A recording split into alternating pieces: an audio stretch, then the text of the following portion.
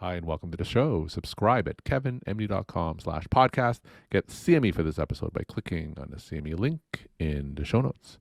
Today, we welcome back Jennifer Lycette. She is a novelist and a hematology-oncology physician. You can catch her novel, The Algorithm Will See You Now, wherever you buy books. Today, we're going to talk about her Kevin MD article, The Insurance Denial Process, One Oncologist Fight Against a Broken System. Jennifer, welcome back to the show. Thank you for having me back. I'm happy to be here. So I think we last spoke over a year ago. And for those who didn't get a chance to listen to our other episode together, just briefly share your story and journey to where you are today. Oh, sure. Yeah. So when we first met, it was in relation to an article I wrote after I had returned from actually leaving the practice of medicine for a year and my journey back from burnout. And writing has been a big part of that. My burnout actually happened right before the pandemic, and I came back in the first year of the pandemic. And I've been continuing to write, and thank you for allowing me to continue to reach people through your platform with my articles. I think we last spoke, you said that you were burnt out and left clinical medicine. So tell me your story since we last spoke. Well, I've been continuing to practice in rural hematology-oncology. I practice in rural Oregon, and I do work part-time clinical, which I think is becoming, interestingly, I think since the pandemic, more acceptable than it was before. And so I am in clinic 3 days a week, and then I have my admin day, and then I try to write for a few days a week. And describe your practice. What's it like to practice hematology oncology in a rural setting? Oh gosh, there's so much I could say in relation to that question. Well, first of all, I would say I want to talk about the positives. I find it very rewarding because it allows me to be very close to patients with less of the layers, I think, in between that happened in larger systems. Another thing about rural medicine is we all wear a lot of different hats because there are fewer of us, fewer doctors, fewer nurses, fewer staff. And so people who are drawn to it and practice there and stay, I find, are people who are very comfortable with switching hats and just being problem solvers. And there's really not a lot of, well, that's not my job. Mm-hmm. People just step up and do what needs to be done. The challenges, I think, are the flip side of that, which is, I mean, even before the pandemic, rural areas struggle with recruiting and retention and understaffing. And of course, none of that has gotten any better Mm-hmm. since the pandemic. And that's happening everywhere, of course, not just rural areas. And it is also a challenge to, I'm thinking of how to phrase this, just I meet so many people who just come to care so late. And a lot Mm-hmm. of that is because of just many socioeconomic barriers, financial barriers, underinsurance. I think it just all is a bit more magnified in the rural setting. And we know that for cancer in particular, a lot of the environmental risk factors like tobacco, obesity are actually higher in rural areas, and that leads to increased cancer rates at younger ages. And it's just all those layers I'm sure the listeners to your show are very familiar with. So it's, two kind of sides of the coin, but I find that overall what keeps me going is the ability to really focus on patient care more so than I was able to do in a larger system. What would be an example of something that you wouldn't have in a rural hematology oncology setting that someone may take for granted in a more resource intensive setting? Oh goodness, I could list so many things.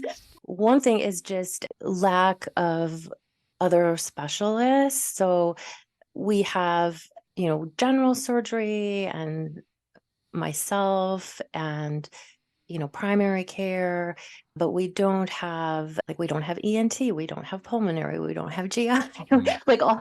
Like sometimes I talk to colleagues and they're like, how can you practice without all these people? But one of the things that actually has been so huge since the pandemic is the ability to do telemedicine. So I was in rural medicine before the pandemic, and we talked about telehealth for years, but it never materialized. Mainly, unfortunately, it seemed to come down to the issue. No one could figure out the billing, Hmm. and no one was motivated to do it. And then, with the pandemic, all of a sudden, of course, that got figured out very quickly. And so my patients have actually really benefited because now I can get them those virtual consults with those specialists so we can put together a multidisciplinary plan.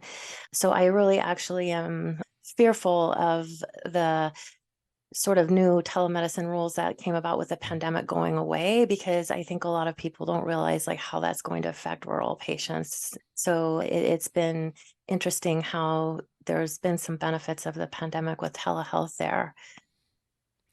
All right, let's talk about your Kevin MD article titled The Insurance Denial Process: One Oncologist's Fight Against a Broken System. So tell me, how did this article come together? Yeah, absolutely. So this article is actually a reflection on a big article in ProPublica in late March that was really an expose on Cigna and denials. And it's so well done. If people haven't read it, I highly recommend it. They essentially gathered evidence that Cigna, and I would say I doubt it's just Cigna, but Cigna was who they investigated, Hmm. uh, found evidence that the so-called medical directors and nurse reviewers deny care without ever looking at the chart.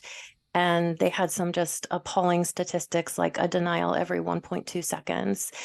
And then they looked at individual medical directors and found that in a month, they denied between 60,000 to 120,000 cases without ever opening the chart. Wow.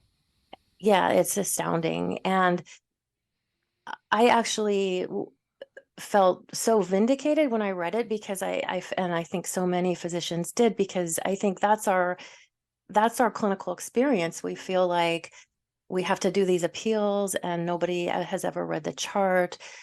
But of course, we go through years of training to chart our rationale very carefully and thoughtfully in the hopes that, someone is reading it.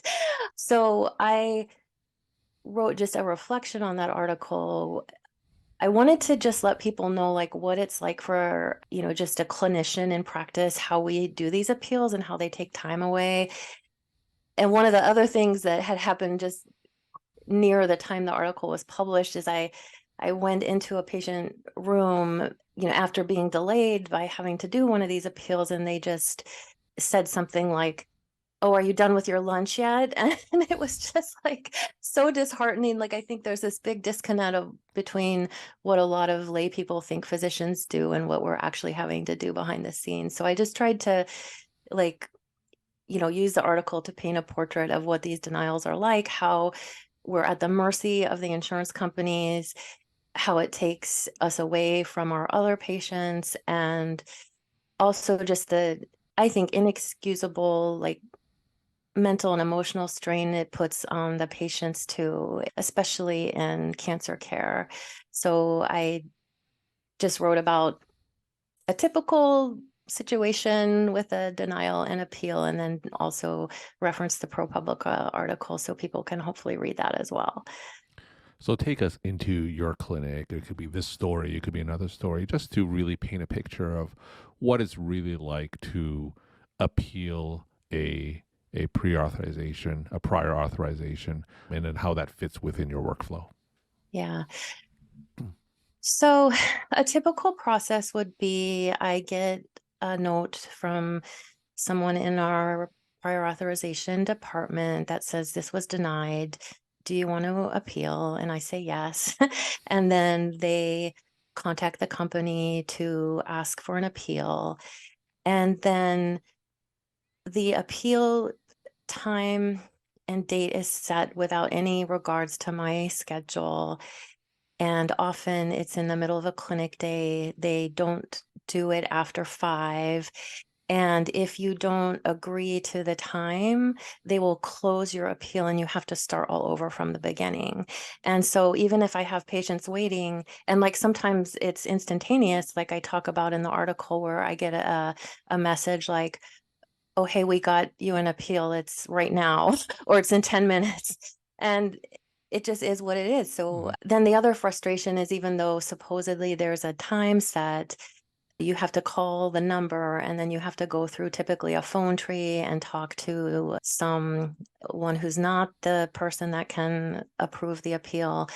And so there's a lot of hold time before you finally get to the person that you can talk to about the appeal. And then I find that is usually like 10 to 15 minutes long. And then when I finally reach the physician, 9 times out of 10, they approve it within 30 seconds Mm. because I tell them what's going on. And then if they would have read my note, they would have known that already. But of course, they hadn't read my note. And as we know from ProPublica, it's a universal thing. So So, what are some common things that you would have to appeal that they're denying? oh my goodness. It seems like some days almost everything. So, imaging, they want to micromanage imaging. They also are always behind on standards of care. So, when there's a new cancer drug approval with the FDA, I often have a patient immediately that I know would benefit from that, but it takes them months to update their guidelines. And it's just rigid. If they can't check the box, they won't approve it. So you have to get on the phone and explain and provide the evidence. And then oftentimes they will still say, well, I don't have a box to check. And so it's extremely frustrating, the lag in their guidelines and this just rigid, non-thinking approach that they have. And I think the great thing about ProPublica, not just with this article, but they actually have done a whole series over this past few months about patients actually taking action and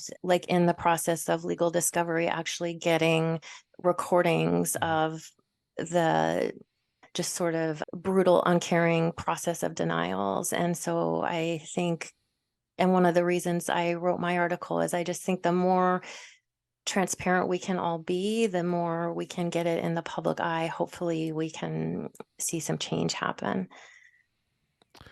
Now, eventually, when you get hold of a clinician, what kind of doctor is that person? Are they trained in Yeah. oncology and your specialty? Yeah. Sometimes. So, and those are the best. Like I always just breathe a sigh of relief when I find out it is another oncologist because I know at least they have the training to understand my rationale. But it's probably at least 50% of the time it's not an oncologist, and it can even be a non-clinician like a radiologist, which nothing against radiologists at all. I love radiologists. They help us do our job every day. But they, of course, aren't trained in the nuances of chemotherapy. And so it's, yeah, quite challenging sometimes. How successful are you in general when it comes to appealing these denials? Yeah. So I'm actually very successful because when I am appealing, it's because I'm doing the right thing for my patient and I have the expertise to know. I'm a board certified hematologist and medical oncologist. And so I have sort of like a mantra for myself that I say I'm not hanging up until I get this approval. And I don't think I've ever not succeeded in getting a treatment approved that I thought is the right treatment. I would say the only thing I have not been successful on sometimes is PET scans. For some reason, PET scans, insurance companies like have a, I don't know what they have against PET scans, to be honest. But a lot of times we can get the same information from other scans, but we have to do two other scans to replace the PET scan. And that again is a hardship on the patient. But I have had situations where they've just been inflexible. And because thankfully, I can get what I need with two other scans. It's unfortunately just a hardship for the patient. So I will say that's the one thing I have occasionally not been successful on. So, you mentioned earlier that patients and the public in general, to be honest, really doesn't know what you do in order to appeal these denials. So, tell me, all these delays, all that time that you spend on the phone trying to convince someone who may or may not be an oncologist, how does that impact your patient care? Yeah, I think it's just unfortunately the office delays. So because if I have a patient in a room and then I get the message like, hey, they say you have to do this appeal right now. And I've learned from experience, if we say no, then they, like I said before, they actually close it out and you have to start all over.